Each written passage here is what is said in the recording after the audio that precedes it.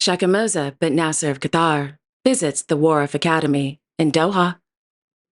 Princess Caroline of Hanover presents an award in Monte Carlo. The Prince of Wales begins his visit to the Republic of Estonia. And Queen Mary of Denmark attends a conference in Copenhagen. All this and much more coming up next on your Royal Daily News.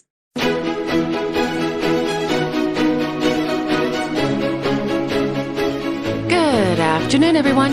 I hope you all are doing well today.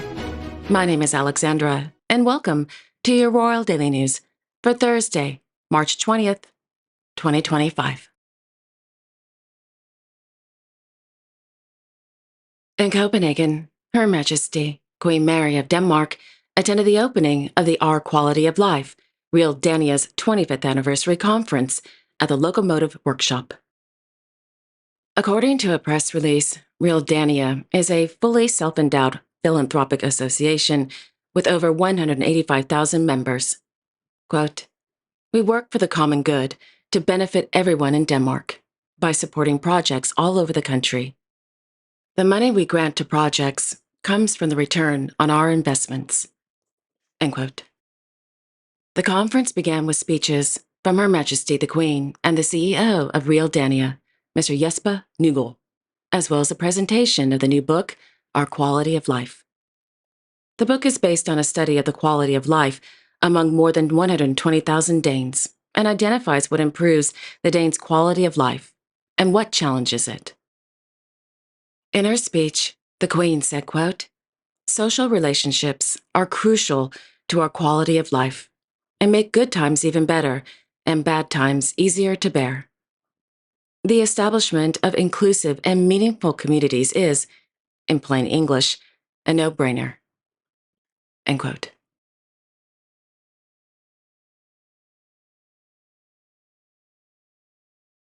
On Wednesday, Her Majesty, Queen Sylvia of Sweden, as High Patron, presided over the presentation of scholarships from the King Gustav V and Queen Victoria's Freemason Foundation at Boska Palace. According to the Royal Court of Sweden, 24 scholarships have been awarded to researchers in geriatrics. Established in 1911, the foundation supports scientific research for the elderly in three main areas: degenerative brain disease, cardiovascular disease, and nursing research.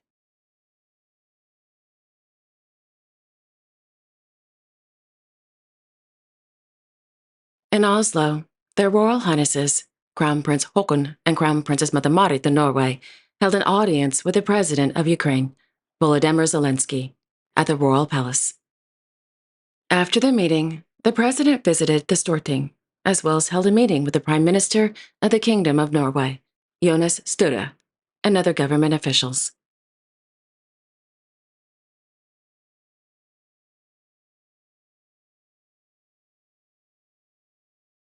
This morning, His Royal Highness, the Prince of Wales, as Colonel-in-Chief of the Mercian Regiment, began his two-day visit to the Republic of Estonia. The purpose of the visit is to observe how the Mercian Regiment is strengthening NATO's eastern flank as part of Operation Kabrit. Moreover, the visit highlights the strong bilateral relationship and cooperation between the United Kingdom and the Republic of Estonia in the area of security. The visit began with the Prince holding a meeting with the President of the Republic of Estonia, Alar Karas, at Kadriorg Palace in Tallinn. During the meeting, the President expressed his gratitude to the United Kingdom for their dedicated contribution to ensuring the security of Estonia and the entire region. Quote, "The United Kingdom is our important ally. The presence of their soldiers in Estonia and their leading role in NATO are the foundation of regional security. Their support has helped strengthen NATO's eastern border and given our people a greater sense of security." End quote. Thereafter, the Prince visited the Freedom School, which was established in May 2022 by the Ministry of Education and Research of Estonia in response to the war in Ukraine. While at the school, the Prince spent time meeting with teachers from Ukraine who, quote, "spoke about their experiences at the school and how they have helped students settle in Tallinn and looked after their mental well-being. End quote. The prince also had a chance to shoot hoops with the students in the gym. In the afternoon, the prince held a meeting with representatives of the Estonian Green Technology Association, where he learned about innovative solutions in the field of green technology.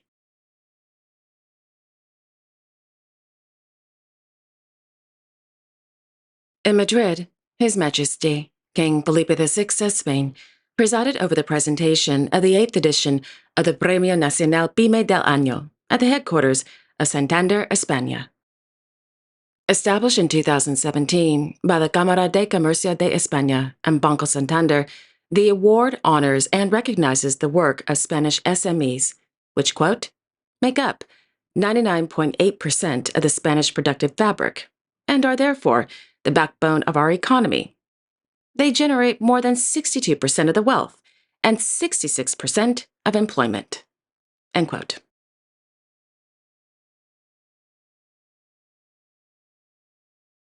Last evening, in Monte Carlo, Her Royal Highness, Princess Caroline of Hanover, presided over the presentation of the 4th edition of the Au Cours du Mot writing competition at the Hotel Hermitage.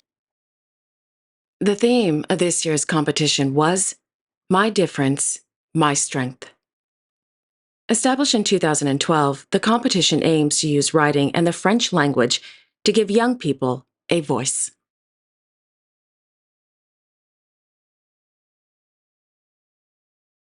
Their Majesties, King Willem-Alexander and Queen Maxima of the Netherlands, concluded their 3-day state visit to the Republic of Kenya at the invitation of the President, William Ruto. This morning, Their Majesties visited the Supreme Court of the Republic of Kenya. After a tour of the Judiciary Museum about the history and development of the legal system in Kenya, Their Majesties met with female leaders in the justice sector. In the afternoon, Their Majesties visited the International Peace Support Training Center, an internationally renowned training center for peacekeeping that provides support to the UN and African Union missions in Africa. Before heading to the airport to return home to the Netherlands, Their Majesties attended a reception with members of the Dutch community residing in Kenya.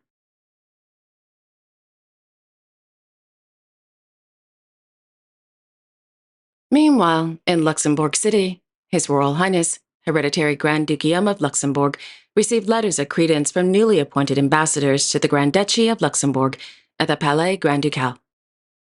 The newly appointed ambassadors are from the Principality of Andorra, the Republic of Cuba, the Commonwealth of Australia, New Zealand, the Republic of Malta, and the Republic of Rwanda.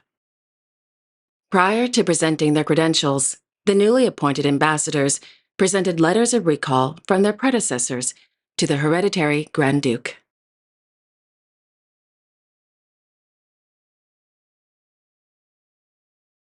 On Wednesday in Esch-sur-Alzette, the Hereditary Grand Duke attended the opening ceremony of the conference entitled Democracy and Youth in the Digital Age, Evolving Technologies and Political Participation at the University of Luxembourg. According to a press release, the 3-day conference, organized by the University of Luxembourg in the framework of Luxembourg's chairmanship of the Committee of Ministers of the Council of Europe, aims to explore the complex and dynamic relationship between young people and the digital political sphere. Quote, in an era where social media platforms, online forums, and artificial intelligence increasingly shape political discourse and engagement, it is crucial to understand how these technologies influence young people's political awareness, activism, and the formation of their political identities. This conference seeks to bridge the gap between cutting-edge academic research and practical, real-world applications by bringing together a diverse array of experts from various scientific fields, policymakers, activists, and educators. End quote. In his speech, the Hereditary Grand Duke noted that making a difference starts with the individual. Quote, critical thinking must be your tool and your power to question, innovate, and shape the future. Education is your best way to become informed and engage citizens capable of resisting disinformation. End quote.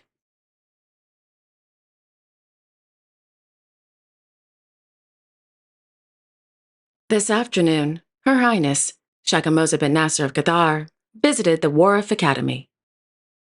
According to a press release, the Wharf Academy was established through a quote, strategic partnership between Qatar Education and the Qatar Foundation with the support of the Ministry of Public Health of the State of Qatar. The school provides a comprehensive educational environment for students with multiple disabilities. These include developmental and cognitive impairments, accompanied by physical and health challenges. End quote.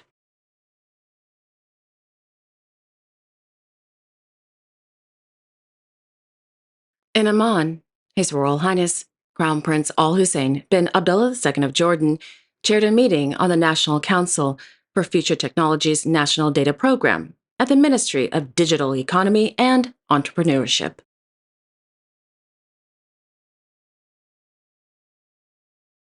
And finally, on Tuesday in Bangkok, Their Majesties King Rama X and Queen Sathida of Thailand presided over a graduation ceremony at Dusit Palace.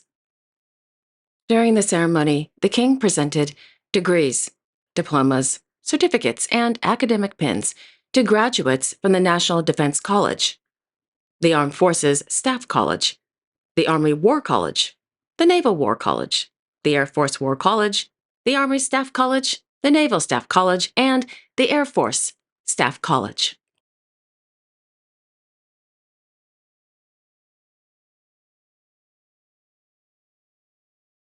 And there you have it.